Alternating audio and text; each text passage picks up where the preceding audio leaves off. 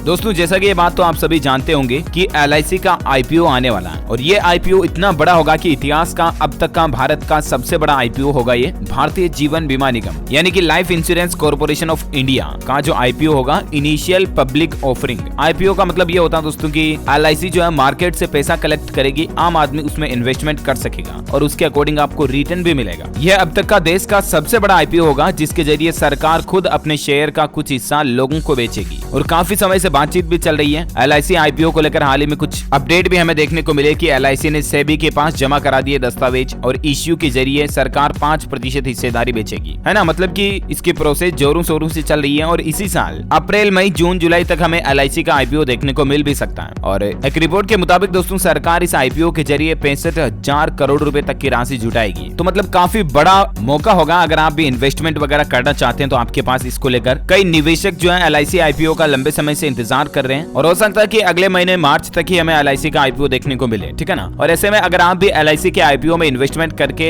अपने पैसों से कमाई करना चाहते हैं, रिटर्न पाना चाहते हैं ना, तो इसके लिए कुछ जरूरी बातें हैं जो आपको जरूर जान लेनी चाहिए। क्या क्या इसके लिए नियम और शर्तें हैं जो भी मैं आपको बता देता हूँ। और इस IPO के बाद ऐसी रिपोर्ट भी आ रही दोस्तों की LIC जो देश की सबसे मूल्यवान कंपनी बन सकती है। मुकेश अंबानी जी की रिलायंस कंपनी भी पीछे छूट जाएगी इस IPO के बाद। और ऐसे भी खबर है कि LIC के IPO में जिन्होंने LIC की पॉलिसी ले रखी है, LIC पॉलिसी धारकों को इसमें कुछ डिस्काउंट भी देखने को मिलेगा। और IPO के लिए अप्लाई करने के लिए 2 चीजें आपके पास होना जरूरी भी है, वो भी देखेंगे और इसके लिए क्या क्या नियम और शर्तें हैं वो भी देखते हैं। अगर आप भी LIC IPO के शेयर खरीदना चाहते हैं तो फौरन ये निपटा ले काम, जल्द ही लॉन्च होगा देश का सबसे बड़ा इशू। इसके लिए सबसे पहले तो आपको एक काम करना दोस्तों कि आपको अपने LIC के डेटाबेस में अपने पैन नंबर को अपडेट कर देना, ठीक है ना। इसके लिए आपको ऑफिशियली LICindia.in पोर्टल पर जाना है और ऑनलाइन पेन रजिस्ट्रेशन के ऑप्शन पे क्लिक करके आपको अपना पैन कार्ड अपडेट करना। सबसे पहले तो ये बात ध्यान रखना, ठीक है ना। और सेकंड चीज, आपको किसी भी तरह के IPO में इन्वेस्टमेंट करने के लिए एक डीमेट अकाउंट की जरूरत पड़ती है, तो आप अपना डीमेट अकाउंट भी जरूर खुलवा लें। भारत में किसी भी पब्लिक ऑफरिंग को सब्सक्राइब करना तभी संभव होता है जब आपके पास एक मान्य यानी कि वैलिड डीमेट अकाउंट मौजूद हो। और इसके लिए LIC के IPO के पॉलिसी धारकों के पास 2 चीजें होनी चाहिए। एक तो जैसा कि मैंने आपको बताया, आप अपने पैन कार्ड को LIC पोर्टल पर अपडेट कर लें, ठीक है ना। और दूसरा, पॉलिसी धारक के पास डीमेट अकाउंट होना जरूरी होगा। अब जाहिर सी बात है आपके मन में एक सवाल आ रहा होगा कि यार DLS भाई ये डीमेट अकाउंट कैसे खुलवाते हैं, है ना। तो ये भी तो बताना मेरा फर्ज है। डीमेट खाता खोलने की प्रक्रिया बहुत ही आसान होती है। इसके लिए सबसे पहले आपको AR फॉर्म ऑनलाइन भरना होता है, इसके बाद E-वेरिफिकेशन होता है और ये प्रोसेस पूरी होते ही आपका डीमेट खाता खुल जाता है। आपको बता दूं, शेयर बाजार में अगर आप कहीं पर भी निवेश करना चाहते हैं तो जरूरी है कि आपके पास डीमेट अकाउंट होना चाहिए।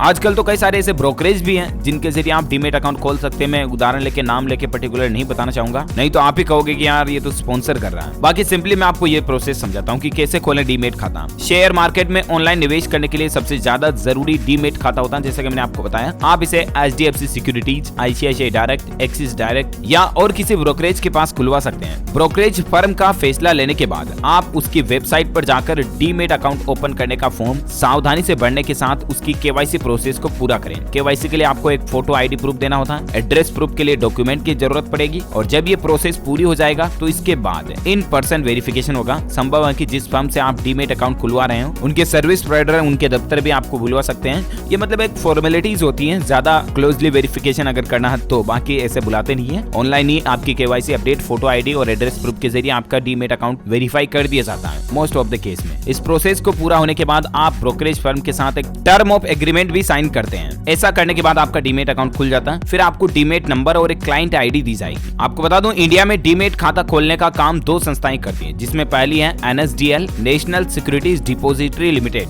जो पैन कार्ड वगैरह को भी हैंडल करती है। दूसरी है CDSL, central securities depository limited. 500 से ज्यादा एजेंट्स इन डिपोजिटरी के लिए काम करते हैं, जिनको आम भाषा में DP भी कहा जाता है। इनका काम डीमेट अकाउंट खोलना ही होता है, ठीक है ना। तो या तो आप सिंपली इन स्टेप्स के जरिए खोल सकते हैं। इसके अलावा आप ऐसे किसी अपने नजदीकी पर्सन को जानते हो जो शेयर मार्केट वगैरह में काम करते हैं या इस तरह से IPO वगैरह में इन्वेस्टमेंट करते हैं, तो उनसे भी आप ये राय ले सकते हैं, वो आपको और अच्छे से समझा देंगे, ठीक है ना। बाकी मैंने भी आपको स्टेप बाय स्टेप क्लियरली समझाने की कोशिश की। अच्छा, इसके अलावा ऐसे मीडिया रिपोर्ट्स आ रही दोस्तों की पॉलिसी होल्डर्स जो लोग LIC की पॉलिसी खरीदे हुए हैं ना, उनको इसमें कुछ एक्स्ट्रा बेनिफिट भी मिल सकता है। मे भी अभी तक ऐसा कोई ऑफिशियल स्टेटमेंट नहीं है। और बाकी LIC IPO को बीमा रेगुलेटरी सेबी की तरफ से मंजूरी भी मिल चुकी है। वैल्यूएशन वैल्यूएशन के लिहाज से दूसरी सबसे बड़ी कंपनी होगी LIC। इससे पहले TCS का मार्केट कैप 14 लाख करोड़ रुपए के पार है और TCS के बाद LIC ही दूसरी कंपनी बन जाएगी रिलायंस को पीछे छोड़ते हुए इस IPO के बाद, है ना। अच्छा, और भी LIC IPO से संबंधित आपके मन में कोई भी सवाल जवाब है तो मुझे नीचे कमेंट करके पूछेगा, मैं रिप्लाई करने की जरूर कोशिश करूंगा। और बाकी तो वीडियो को लाइक और शेयर भी कर देना, हमारे चैनल DLS न्यूज को सब्सक्राइब करके बेल आइकन भी जरूर दबा देना, ठीक है ना, ताकि आपको रोजाना की ताजा अपडेट्स और काम की खबरें तुरंत आपके मोबाइल पर मिलती रहेगी। Thank you, take care, good bye,